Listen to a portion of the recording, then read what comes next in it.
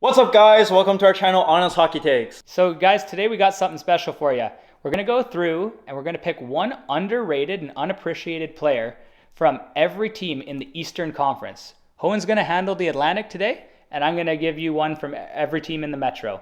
All right, Howin, start us off here. So my very first one is from the Boston Bruins, and that is Hampus Lindholm. Ever since Charlie McAvoy had that injury, Hampus Lindholm had looked so good, being that number one defenseman and he's been on the power play, he's been on the penalty kill, he's been playing an average of 25 minutes.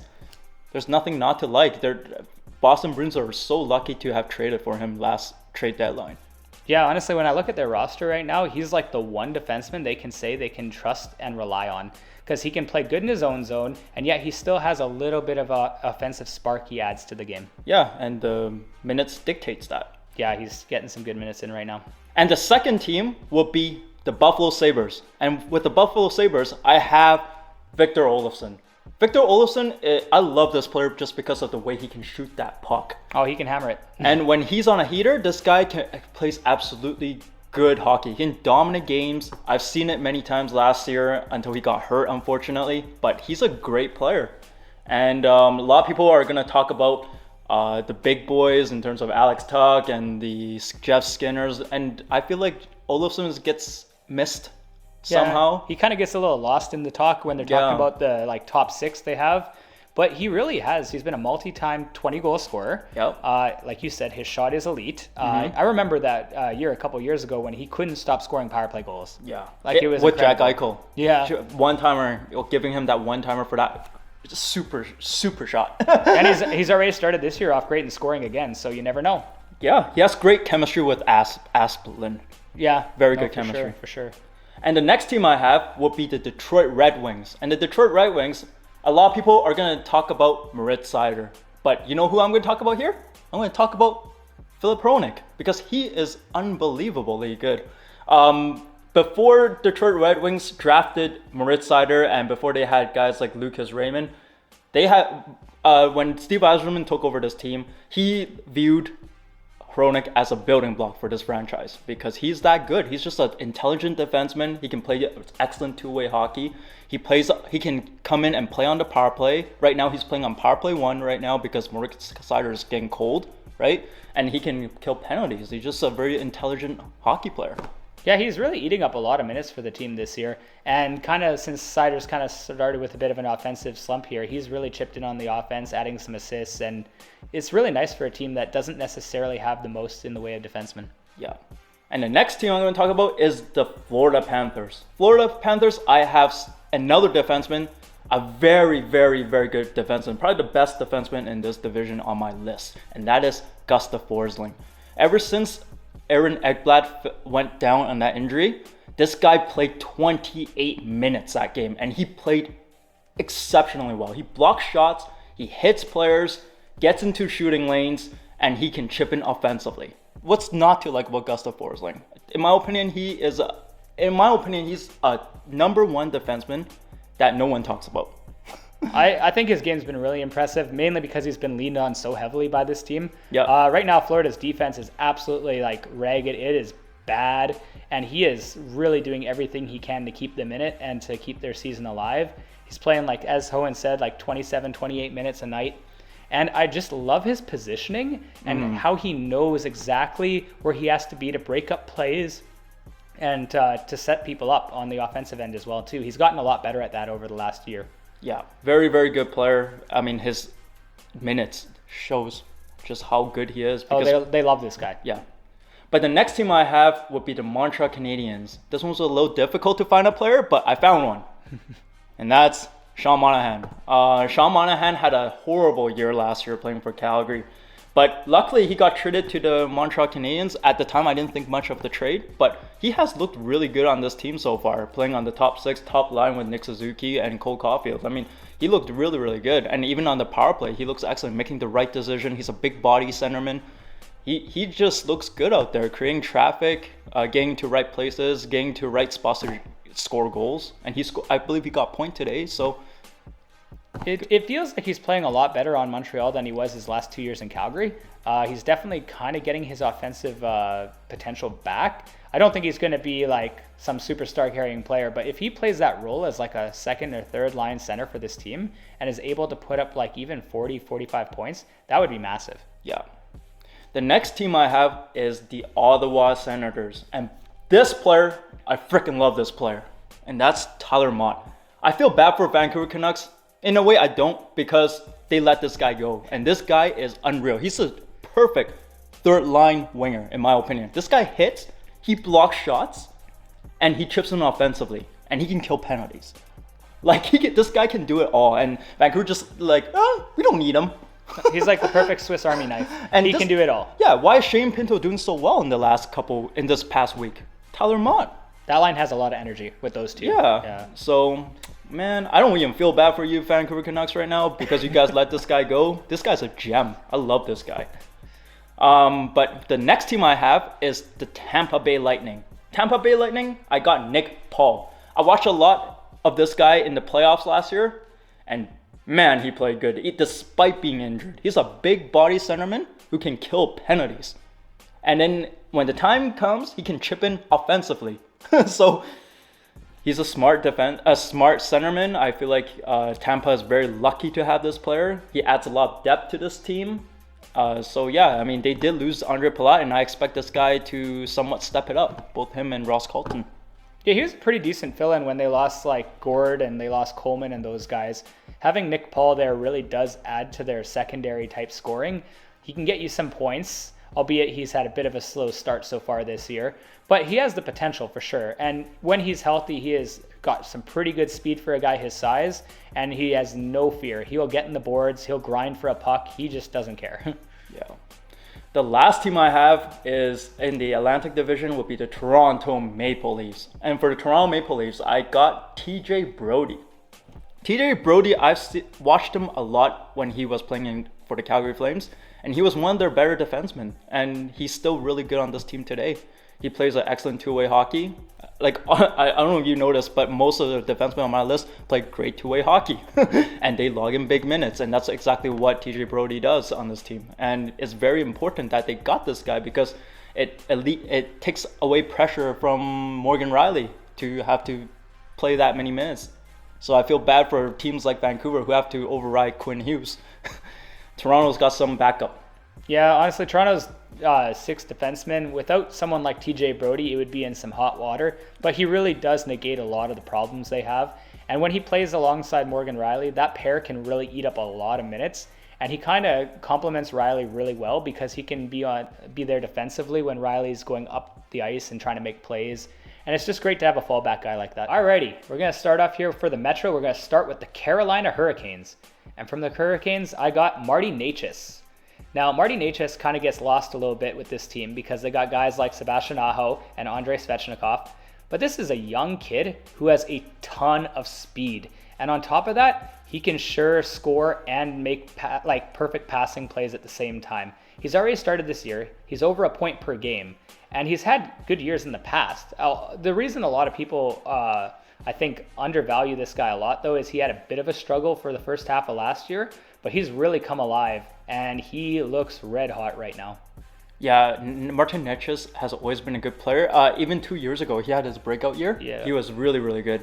And last year, he kind of took a little bit of a dip, but I thought that this year he started strong. He feels refreshed. You can tell he's got his legs back. He's motivated. He's ready to go. Yeah, he can fly. It's fun to watch. Yeah. All right, next up we have the Columbus Blue Jackets. And from the Blue Jackets, I got Vladislav Gavrikov, defenseman. Now this guy is a shot blocking machine. He has no fear. He will jump in front of a puck any day. He doesn't care. Big body and not afraid to throw it around either. And for a team like Columbus that doesn't really, other than Werenski, they don't really have a lot of offense, he finds a way to get the odd point here and there, but it's not really what he's known for. He's just good at pretty much everything. He's a great all-around player who almost never gets talked about. Yes, it's so funny when I watch the scoreboard for Columbus Blue Jackets, and all of a sudden I'm like, who scored this goal? Who scored it? Gavrikov? Oh, really crazy! It's just cool. Yeah, like the overtime game winner the other day. Yeah, it's just crazy. And like Scott said, he blocks a lot of shots. He hits. He gets into lanes. Logs good minutes for this team. Takes pressure out of Werenski. Just a good player all around. Great Yeah, defenseman. Great hockey player to have on your team. All right, next up I have the New Jersey Devils. And from the Devils, I have defenseman Jonas Siegenthaler. Now, Siegenthaler is a really special defenseman. This is a guy who can play top minutes. He can play with a guy like Dougie Hamilton, and he's always got his back defensively. He rarely makes defensive mistakes. This guy is honestly incredible in his own zone. He is a true stay-at-home defenseman. He's not really going to get you a lot of points, but he's got a huge frame, like 6'4", and he'll block shots, he'll hit, he'll box people out like no one's business. And he's a team-friendly player. I mean, the guy recently signed for $3.6 million and took a huge discount for the Devils. So, I mean, you got to appreciate that too. It's nice to have a team player. Yeah, I think with him, with the New Jersey Devils, I feel like they needed a defenseman like him because they already have guys like Hamilton. Yeah. Right. They got some offensive guys, but they needed some good defensive guys, and I feel like Siegenthaler fits the bill. I feel like this guy's almost like never minus when I look at his sheet. Like the other day, I looked and the Devils had lost like 6-3. And he was plus. Like, he just finds a way to always be on the ice for goals, and not like many goals are scored when he's there. So I got to give this guy a lot of respect. That's great. All right, next up, I got the New York Islanders. And from the Islanders, I have forward Casey Cizikas. Now, this is kind of crazy. You're thinking, this guy just pick a fourth liner? But this guy is a huge part of why the Islanders for the past few years were actually relevant and making some of those playoff pushes. He is so good at just being feisty and chippy in the corners, and so good at killing penalties when you really, really need it. This is why Trotz always relied on this guy and his line to shut the other team's best players down, as well as kill time on the clock when they were trying to win the game 1-0 or 2-1. He's just that perfect guy for the Islanders style to like bleed the clock, play defensive hockey, and have a ton of energy every shift. Yeah, I mean, this guy has a motor. He just hits everything that moves.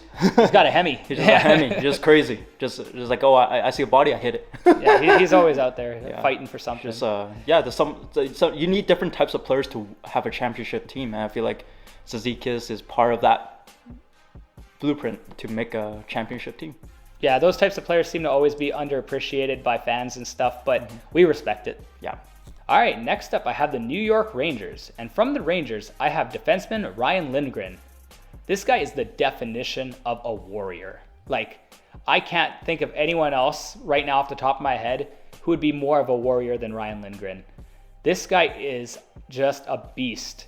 He will hit, he will block, he will fight you in the corner till the end of time, and he logs so many minutes.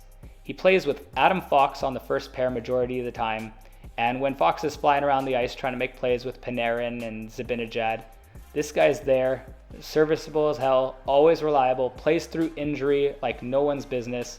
He'll take a slap shot to the face, get back up, and just do it again. Like, this guy's a psycho.